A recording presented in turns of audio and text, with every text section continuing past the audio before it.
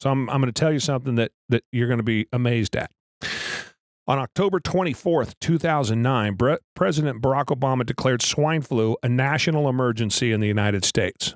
On November 12th, 2009, a scant 20 days later, the CDC reported an estimated 22 million Americans had been infected with the H1N1 virus in 2009 alone, and 4,000 Americans had died.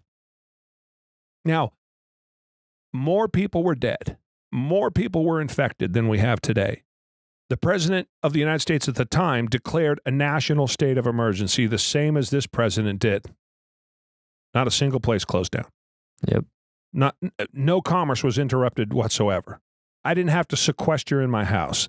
I didn't have to hide my house, I should say. There was no run on toilet paper. There was none of this.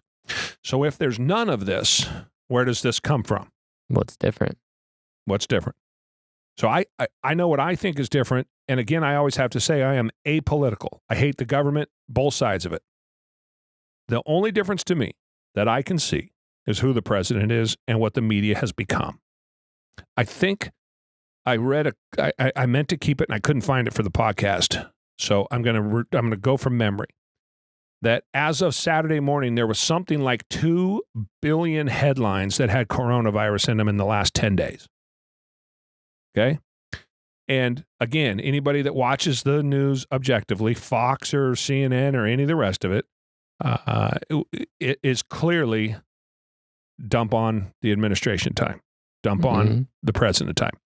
We had this same problem in 2009, and I don't remember it. Will you ever remember or forget this? Probably not. No. I've never had it where they closed things down. Yeah, Not in my lifetime. Bars.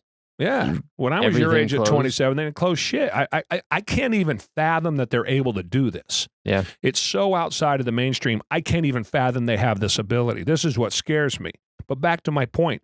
We went through this same thing with what I think as of today, 34 people have died. Call it 100. Fuck, I don't know. Right. It's probably 50 now. But so 100 people. We're 12 days into the thing, 2 weeks into the thing, and 100 people have died. And something along the lines of 200,000 odd people have been infected that we're aware of. It's probably significantly more than that. When this happened in 2009, 22 million were infected and 4,000 Americans died. And the president came out and declared a national state of emergency. What's the difference? So whose fault is it that we find ourselves where we are now?